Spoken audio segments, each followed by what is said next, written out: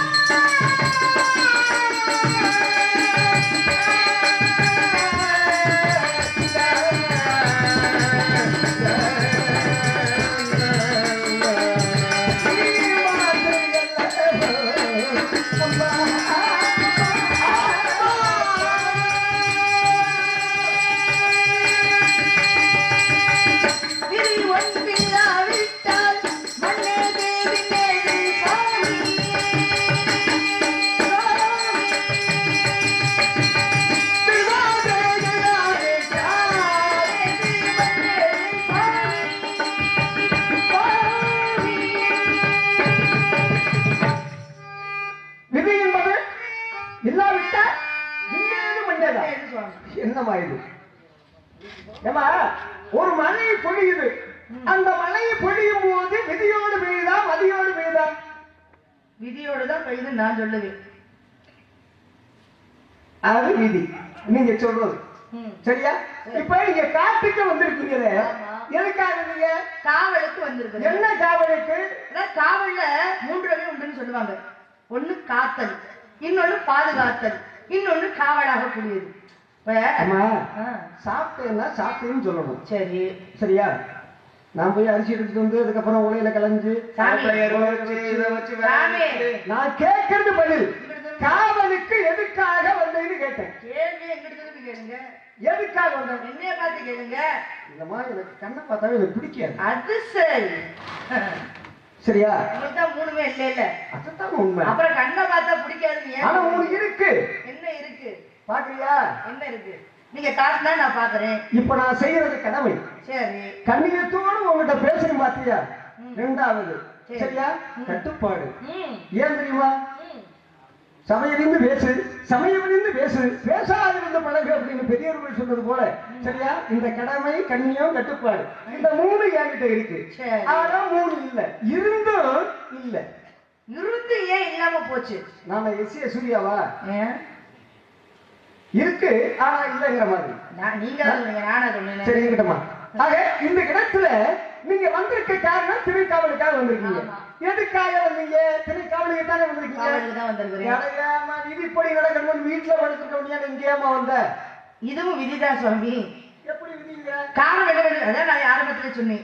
என் தந்தையாக கூடியவருக்கு விதிமுறையாக நான் கிடைத்ததுனாலே என் கையின் மூலமாக திணைக்கரை விதைத்து அதை என் பெருமான் முருகனுக்கு படைக்க வேண்டும் என்று எங்க அப்பாவோட வேண்டுதல்.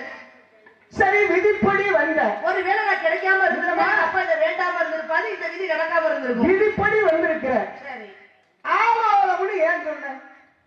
ஆலோலம் என்று சொன்னா சரவண ஓமன் சொல்லி பிரணவ மந்திரம்னு சொன்னாங்க. நான் நம்ப மாட்டேன். நான் நம்புறேன். சரியா? ஆலோலம் சொல்லி திணை காவலுக்கு வந்தது விதி. ஆமா. ஆனால் அந்த திணை விளையும் பக்குவம். ஆமா. அதை என்ன பண்ணும்? திணைனா பறவைகள் சாப்பிட வரும்.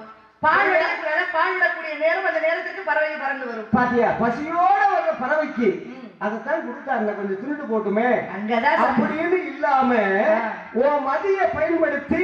சரியா? ஆலோன்னு சொல்லுமா? ஆக கல்லை கவடியிலே வைத்து பறவைகளை அடிக்காது, அப்படி சுற்றி அப்படி சுழட்டி விடு, போதும், அது போதும். சரியா? அங்கதான் எங்க அப்பா சொன்னாரு, கொஞ்சம் பொறுமா, சொல்லாதடி. பாத்தியா? உன் சொல்ல கண்ட உடனே அந்த பறவைகள். இப்ப நீ என்ன பண்ற அப்படின்னா, இப்ப என்கிட்ட பேசிக்கிட்டு இருக்க பாத்தியா, இந்த நேரத்துல பறவைகள் அங்க திங்காதா? ஏன்? இந்த சத்தத்தை போட்டதுனாலதான். இது மதி. சரியா? ஆக பறவைகள் திங்க கூடாதுங்கிறது உங்களுடைய மதி.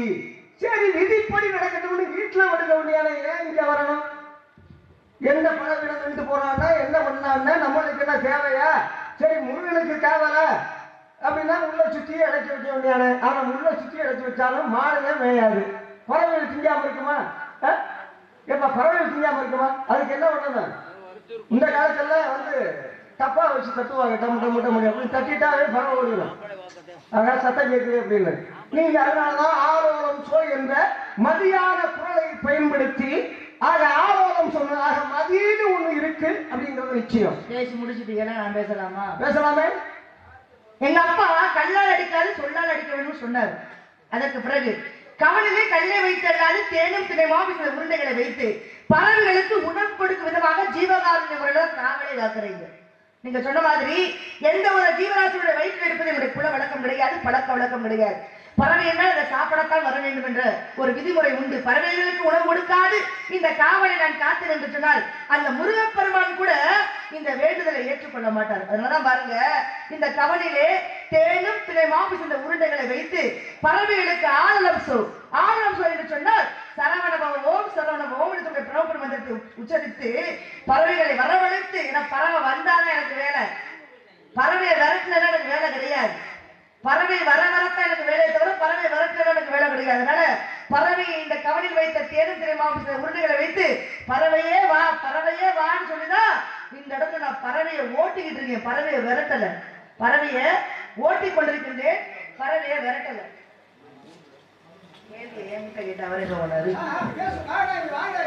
அப்ப இந்த ஜீவகாருண்ய முறையில் என்னைக்கு பாத்தீங்கன்னா எச்சில் என்பது வேறு, எச்சம் என்பது வேறு. இந்த இடத்துல எச்சில் பட்டாலும் பரவாயில்லை, அதை பெருமாள் முருகன் ஏற்றுக்கொள்வார். எச்சப்படக்கூடாது என்பது எங்களுடைய எண்ணமாக கூடியது. இப்போ ஒரு கோவிலுக்கு போறோம், போய் பாலாபிஷேகம் பண்றோம். இந்த பாலாபிஷேகம் பண்ணும் பொழுது அது தூய்மையை நம்ம நினைக்கிறோம், கிடையாது, அதுவும் எச்சிலே. அப்ப அதை ஏத்துக்கிறார் யாரு? கடவுளாக கூடியவர். இப்ப ஒரு பாலை கலக்கிறோம்னா என்ன பண்ணுவோம்? முதல்ல கண்ணுக்குட்டி அவுத்து விட்டு கண்ணுக்குட்டி குடிச்ச மிச்ச பாலத்தை என்ன பண்றோம்? அதை கொண்டு போய் தெய்வத்திற்கு அபிஷேகம் பண்றோம். அப்ப கன்று குடித்த எச்சில் பாலத்தான் போய் சாமிக்கு அங்க அபிஷேகம் பண்றோம். அப்ப எச்சிலாக கூடியது அங்கேயே இருக்குது. இப்ப தேனாபிஷேகம் பண்றோம். இந்த தேன் அபிஷேகம் செய்கின்ற பொழுது இந்த தேனீக்கள் எல்லாம் வகந்த சேர்க்கையின் மூலமாக தன்னுடைய எச்சிலை உமிழ்ந்துதான் என்ன பண்ணுது? அங்க தேனீக்களை உண்டாக்குது. அப்ப அந்த எச்சிலை தான் கொண்டு போய் தெய்வத்துக்கு தேனாபிஷேகம் பண்றோம். பட்டாடை கொண்டு போய் உடுத்துறோம். யாருக்கு? தெய்வத்துக்கு. இந்த பட்டாடை எச்சிலே உருவாக்கக்கூடியது. எப்படி? பட்டு புழுக்களுடைய, அதாவது புழுக்களுடைய எச்சிலே உருவாக்கக்கூடியதா இந்த நூலாகக்கூடியது, இந்த பட்டு நூலாகக்கூடியது. அப்ப அதுவும் எச்சிலே நெய்யக்கூடிய வரக்கூடிய நூலத்தை என்ன பண்றோம்? நாம அதை பட்டாக நெய்து அதை சுவாமிக்கு சாத்துறோம். அப்ப எச்சில் என்பது எங்கெல்லாம் இருக்கு? பால்ல இருக்கு, தேன்ல இருக்கு, பட்டுல இருக்கு. இது மூணு. மழை வந்துச்சா? உட்கார்ந்துட்டா ஏக்கா மழை மழை வர்றது நல்லதுதானே? ஒரு மழை குஞ்சுக்கு நீங்க பயப்படுறீங்களே. ஓதுகின்ற வேதம் எச்சில், உடுத்துகின்ற உலக எச்சில், நீயே எச்சில் எச்சில். காரணம் என்ன? ஓதுகின்ற வேதம் எச்சில். ஏன் அப்படின்னா வேதியர்கள் யாகத்திலே ஓதக்கூடிய அந்த வேதமே எச்சிலான்னு சொன்னான். சரியா? ஓதுகின்ற வேதம் எச்சில், உடுத்துகின்ற உடையும் எச்சில். காரணம் என்ன? ஒரு பஞ்சுங்கிறது நூலாகி ஆடையாகி அதை உழைக்கும் போது அவருடைய வேலையை செய்யக்கூடியது அதுவும் எச்சில். எச்சில்லாத இடம் எந்த மாதிரி இடம் இருக்கு? எச்சப்படக்கூடாது, மனம் ஜனமிடக்கூடியதை பறவைகள் அதிலே கடித்து விடக் கூடாது என்பதற்காகத்தான் பறவைகளை இவ்வண்ணம் வரவிடாமல் அவ்வண்ணமே அங்க தேடும் தினமோ சில உருண்டுகளை கொடுத்து நான் பறவை விதி மதிங்கிற இரட்டை கிண்களை போறேன். சரியா? உங்களுடைய பருவத்தை உற்று நோக்கி உங்களுக்கு ஒரு நல்ல துணையை தேர்ந்தெடுத்து வந்திருக்கேன். ஆமா ஆமா. சம்மதமா? என்ன வந்த உடனே என்ன துணையை கேட்கிறீங்க? இல்ல மழை வருதுன்னா இல்ல, எனக்கு ஒன்றும் பிரச்சனை இல்லை. பேசுனா விடிய வரைக்கும் பேசுவோம், ராஜா பார்த்தே வர வேண்டாம். நான் அதை பத்தி பயப்படவும் மாட்டேன். சரி, அதனால சம்மதமா? இவ்வளவு தூரம் தேடி வந்திருக்கிறீங்க, ரொம்ப நாள் கழிச்சு உங்களை நான் சந்திக்கிறேன். நான் இந்த பாட்டு பாடுறது யார் தெரியுமா? கலைமகள் கைப்பொருள். கலைமகள் கைப்பொருளை பண்ணது அந்த யாரு கொடுத்தது தெரியுமா? வாணிஜ தேரமாமா பண்ணதா? இது யாரு கொடுத்தது தெரியுமா? இது யாரு கொடுத்தது? நான் கொடுத்தது. எங்க அம்மா. எங்க அம்மா கொடுத்தது. ஜான்சி ராணி. சரியா? அருமையான ஒரு பாடல். கலைமகள் கைப்பொருள்னா அந்த பாட்டையே நான் பாடணும்னு உங்க அம்மா இடத்த முடிவு பண்ணேன். சரியா? நன்றி நன்றி நன்றி நன்றி நன்றி. வாழ்க நம்மள, வாழ்க வாழ்க வாழ்க. ஆகவே உனக்கு நான் தான் புருஷன். நல்லா இருந்துட்டு போங்க. நான் அதுக்கெல்லாம் கவலையப்படுறேன். நீங்க இந்த இடத்துல நான் புருஷனை ஏத்துக்க தயாரா இருக்கீங்க. ஏமா நீங்க என்னை ஏத்துக்க தயாரா இருக்கீங்களா? என்னமா அப்படி சொல்லிவிட்ட? இருங்க, எல்லாரும் பதறாதீங்க. என்னடா நாவல போய் இந்த பிள்ளை புருஷங்கிறேன்னு. கழுத்து புருஷன் போனா என்ன, வயிற்று புருஷன் இருக்காங்க காப்பாத்துறதுன்னு சொல்லுவோமா இல்லையா? அந்த மாதிரி புருஷன்மார்கள் என்று சொன்னால் ஆத்மக்களை குறிக்கக்கூடியது. 7 அண்ண புருஷனும் ஒரு தந்தை புருஷன் என் வீட்டில் இருக்க உங்களை 9வது புருஷனாக, ஆசான் புருஷனாக, என் குரு புருஷனாக ஏத்துக்க நான் தயாரா இருக்கேன். நான் இந்த மனைவி அல்ல. நான் இந்த இடத்திலே அவதார புருஷன் உனக்கு. சரியா? இருக்கட்டும். நான் உன்னை பார்த்தது முன்னாடி. சரியா? இந்த இடத்திலே உனக்கு நான் அவதார புருஷன். உனக்கு பார்த்து வந்தது அவதார புருஷன். அது எவதார புருஷன். இதோ கூறுகிறேன். அவதார புருஷனா இருந்தா பரவாயில்ல, எவதார புருஷனாவும் இருக்க கூடாது. Hi hi hi. நேற்று பூத்தாலே ரோஜா முத்து,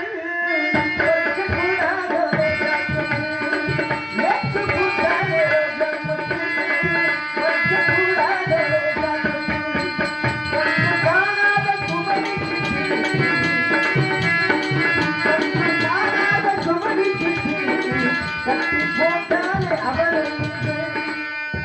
அவன் தான் சொன்னேன். அவன் தான் யாரு? பார்த்தா பசுவரோ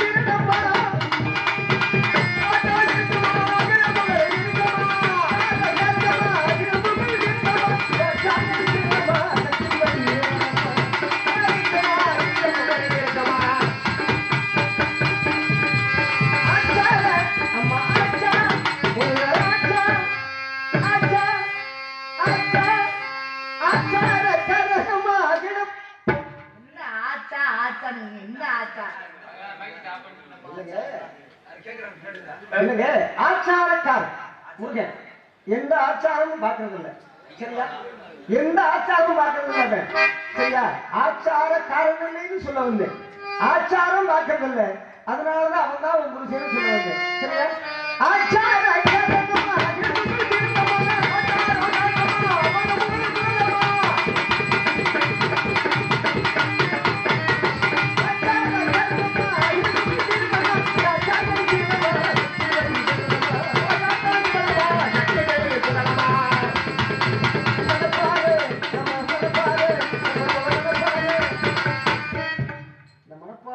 சேர்ந்ததே இந்த மாதிரி அருமையான கலைஞர்களை இழக்கிற மாதிரி எனக்கு வந்துச்சு மெய்காக்க நல்ல வாசி அது தெரியும் நினைக்கிறேன் மரப்பாட மாடு கட்டி மரமாட தாலி கட்டி மாடு கட்டி மாடுயாக தாலி கட்டி மணப்பாறை மாடு மாமியார தாலி மாமியார் போய் தாலி கட்டணும் ஐயா அப்பா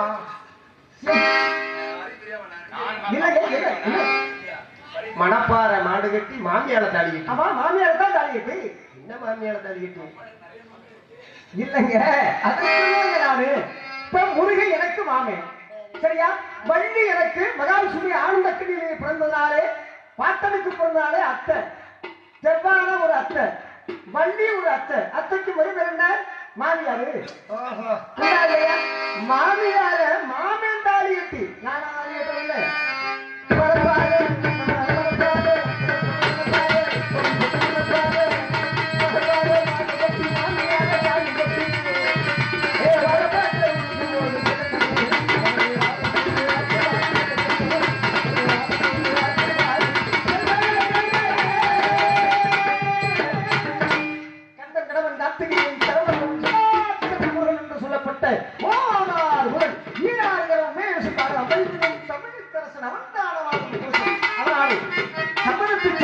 உடனே சென்றவரை பார்த்து திருமண ஏற்பாடுகளை செய்யலாம் குண்டத்து ஆண்டிக்கு ரெண்டாம் தரமான பட்டத்தி வேண்டும்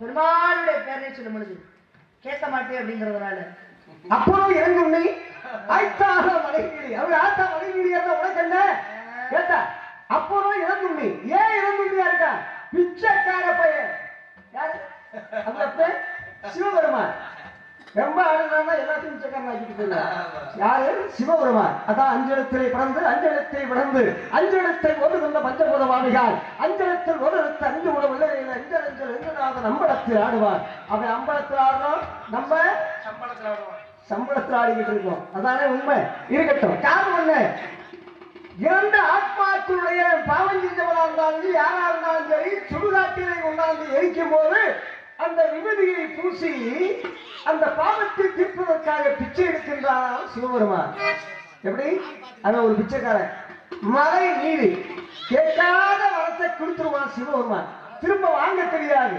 இவளே காளி ரூபம் எடுத்து அப்படி முதிச்சு சரியா யார கணவனையே கொண்டு கணவனையே திரும்ப உயிர் எழுப்பி ஆக நம்ம ஊர்ல அசிங்க எவ்வளவு பண்ணான்னா சின்ன பிள்ளைகள்ல இருந்து 5 வயசு பிள்ளைகள்ல இருந்து எல்லாத்தையுமே என்னென்ன பண்ணிக்கிட்டு இருக்காங்க இங்க அதாவது உண்மை ஆக அதுக்கு இப்ப இப்படி நடவடிக்கைலாம் இருக்கு இருந்தாலும் கூட அந்த கிறுக்கு பிடிச்சவங்களுக்கு சரியா ஆக எல்லாத்தையுமே கொண்டு சரியா எல்லாத்தையுமே கொண்டு சக்தி என்ற ஒரு அவதாரத்தை பார்வதி என்ற ஒரு அவதாரத்தை எடுத்து காளி என்ற ஒரு ரூபத்தை எடுத்து ஆக பெண்மகளாக இருந்தால் ஆண்மகனாக தோற்றமளித்து உக்குரத்துல கோபத்துல சரியா ஆக சிவபெருமானை ஒழித்து அவர்களெல்லாம் துஷ்டம் செய்து வரக்கூடிய ஒரு மாதிரியா சரியா சமயபுரத்தார் எனக்கு வேண்டாங்கிறது ஏமா வேண்டாம் பிச்சைக்காரனும் வேணாம் அந்த ஆங்காரியும் வேணாம் எனக்கு அந்த தொந்தி வைத்தவனும் வேண்டாம் எனக்கு இந்த முருகப்பெருமான் வேணாங்கிறேன்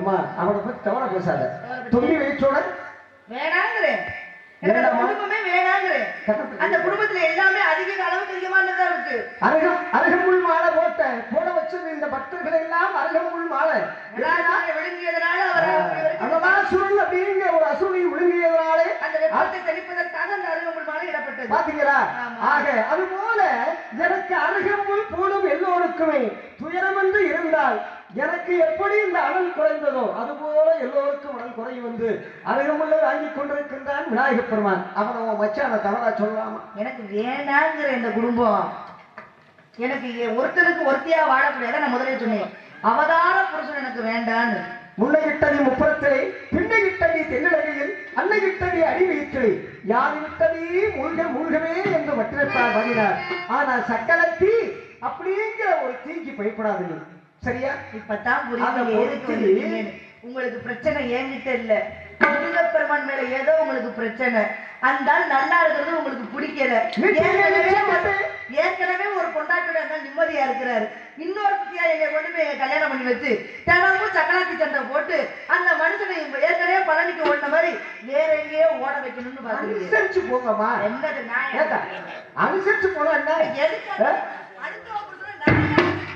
இல்லம்மா வாக்கு கொடுத்ததுபடி 2 தாரம் தான் அவனுக்கு உனக்கும் செவ்வாதோஷம் அவனுக்கும் செவ்வாதோஷம் எங்க மனசாட்சியை தொட்டு சொல்லுங்க செவ்வாய்க்கே அதிபதியாக கூடியவன் முருகப்பெருமான் அவன் தான் சொல்றான் செவ்வாதோஷம் இருக்க அவனுக்கே தோஷம் தாமா சரியா மூத்தவனுக்கு பிள்ளை இல்ல அவனுக்காவது உனக்காவது ஏதாவது எனக்கு புள்ள பிறக்கலன்னா யாரும் வந்து இல்ல கேட்ட அப்புறம் எப்படி பிறக்குன்னு நீங்க நான் என்ன சொல்றேன் அப்படின்னா நான் சொல்றத கேளுங்க பிறந்துட்டா நான் வச்சு கொஞ்சம் இல்ல அப்படின்னு நீங்க கொஞ்சம் நான் போய் 2ஆம் தரமா போய் வாக்கப்படணும் ஏன் அண்ணா இருக்கேன் ஏன் உங்க கூட பிறந்த தங்கச்சி யாராவது கட்டி கொடுக்க வேண்டியதானே ஏமா என் தங்கச்சியெல்லாம் கட்டி கொடுத்துட்டோமா அதான் சித்தி புத்தி 2 விநாயகப் பெருமானுக்கு கட்டி கொடுத்துட்டேன் நீ ஏன் தங்கச்சி யாரையா இருக்கு இப்பதான் மாமியாருங்கிறீங்க அப்புறம் தங்கச்சிங்கிறீங்க எந்த ஒரு முறைக்கு தான் வரீங்க நீங்க இன்னும் தங்கச்சின்னு ஒரு முறை இருக்குமா அந்த முறைக்கு வரீங்களா நீங்க ஒரு வழியில அத்தை ஒரு வழியில நீ தங்கச்சி எனக்கு எந்த முறையும் வேண்டாம் எனக்கு முருகப்பெருமான் வேண்டவே வேண்டாம் நீட்டி நினைச்சுக்கிட்டு நீ வந்து பாடம் படிச்சுக்கிட்டு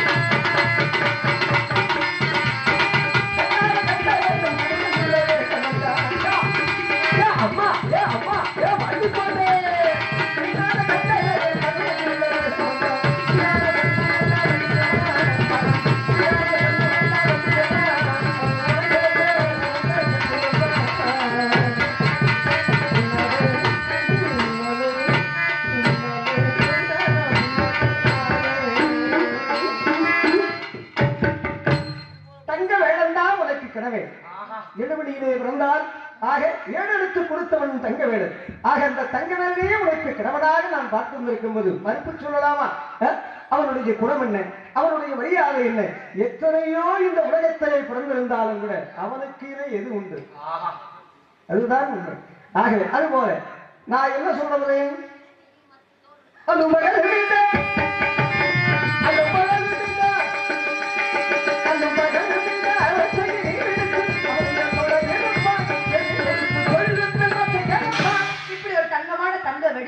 பார்த்து வந்ததுனால் உங்களுக்கு ஒரு அற்புதமான வைரக்கற்களை போன்ற ஒரு அற்புதமான ஒரு வரவேற்பு உங்களுக்கு கூட்டி கொடுப்பதற்கோ திருத்தின் முறையோ கூட்டி கொடுப்பதற்கோ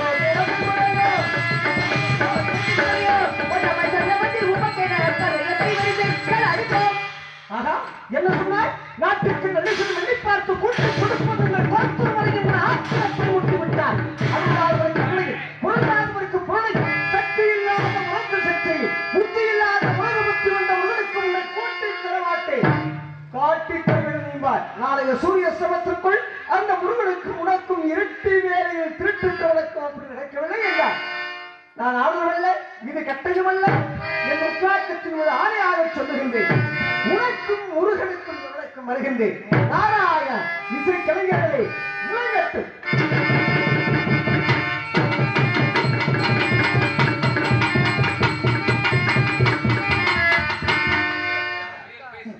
கந்தா கடம்பா கார்த்திகையா கதிர் வேளா எங்கிருந்தாலும் மெருவில் வந்து நேர்கொண்டு போய முருகா முருகா முருகா